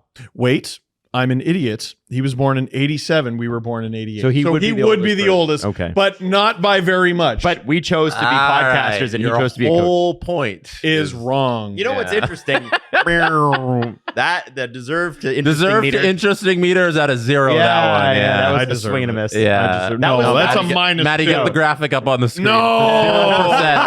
0%. Steve, No. 0% on the deserved to interesting. That was a Vladdy, Bo, and George Springer lineup when the Jays are at full loaded bases. I think it's Just miss. I think the path of very successful AHL head coach. This is the guy. I'm surprised Cal Dubas didn't sign him to be his first line center, because he won the AHL championship with the Chicago Wolves in 22, and then he was the assistant in San Jose. I always Well, it's funny you say that, Jesse. Because Dubas once traded for his brother. Really? David Warsofsky. When I saw Warsofsky, I was like, wait, is that the guy who the Leafs got? No, it's his brother. Yeah. At least I didn't look up if it's his brother, but they're both guys named Warsofsky from Marshfield, Massachusetts. So I'm going to go ahead, and they even look alike. The trade was David Warsofsky traded from Pittsburgh along with, Adam, you're going to like this, Evan Rodriguez, Philip Hollander, and a first-round pick in 2020 to Toronto for Pontus Aberg, Kasperi Kapanen, and Jesper Lindgren. Wow. Some success in the ECHL as well, many moons ago. This was somebody who was very successful in his very early years as a head coach in different levels of hockey, and he seemed like the next generation of guys to come up and get the gig. So when he got that assistant job in San Jose, it was only like, okay, who's going to give him the shot as a head coach? And with a team that probably shouldn't have any expectations on winning a single hockey game next season. Well, especially if Macklin Celebrini is like, I don't want to play for you. I want to go back to university for a year. Then it's going to be a good role for him to just learn and lose a whole bunch. Adam, do you still want to get into Laine Lambert? No, we don't have time. We don't have time. Well, okay. So in my Laine Lambert video, I talked about how some guys are better suited to be head coach. Some guys are better suited to be assistant. So he's been assistant in San Jose for the last 2 years. Did you talk about his record the last time he was a head coach?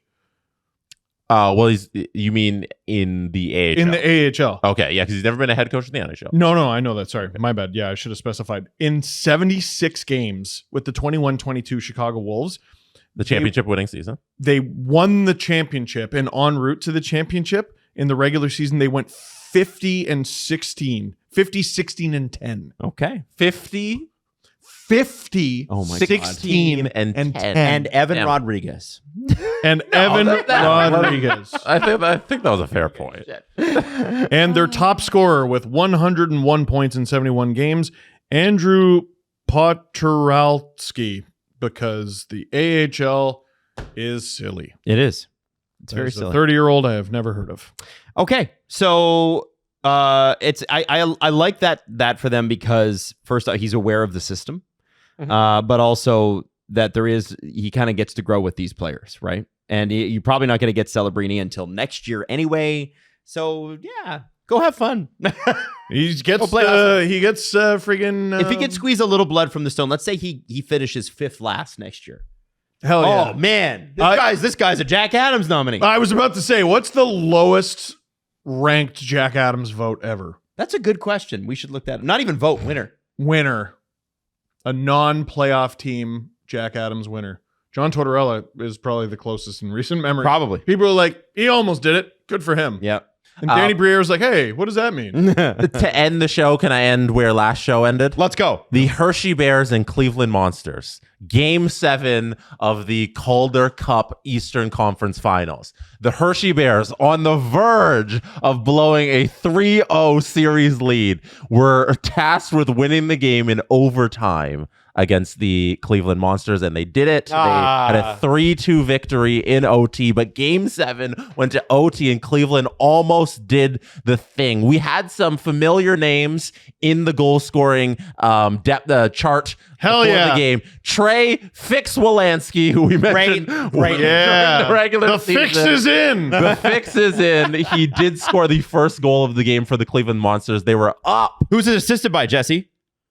Denton Matejchuk and the name we want to say. David Juracek. David Juracek, Alan Walsh client. We had some familiar names score some points in this game, which was fun to see. And the Hershey Bears went up 2-1 in the game. And then miraculously in the third period again, Cleveland came back. They tie it late, middle of the third. And then we get to overtime. Garrett Rowe is the overtime hero for Hershey. They avoid disaster, and they will face Coachella Valley in the Calder Cup Finals, which is a rematch of last year. Look at where Hershey beat Coachella Valley for the championship. Look at Garrett Rowe's stat line.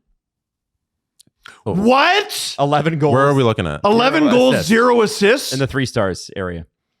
Look at 3 stars. No, Adam, that's 1 goal, 0 assists. I thought it said 11 It goals. looked like 11. That's insane. Oh, my God. It literally says 6 here. I know, but it looked like I was 11. looking at that. I was looking at the other thing. Oh, man, that would have been so sick. Well, there's my deserve to interest meter. That's a 0, Yeah, look zero at on the zeros on the deserve to interesting meter. Yeah.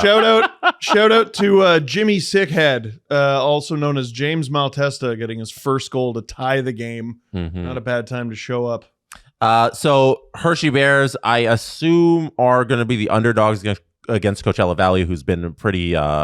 They've been a very high-ranking team all season long. They've been very good. But the Hershey Bears have a chance now for back-to-back Calder Cup championships, which will be pretty cool if they get it done. But we'll see. Calder Cup Finals. Coachella Valley, walk off the minors. Like, that's just such a good story. You win the championship and then go take an NHL job. Yep. Yeah. Not Corey Clouston. Who is it? The coach. I forget his freaking name. Oh, I don't know. The news. Can you just fire the extra and we'll find it?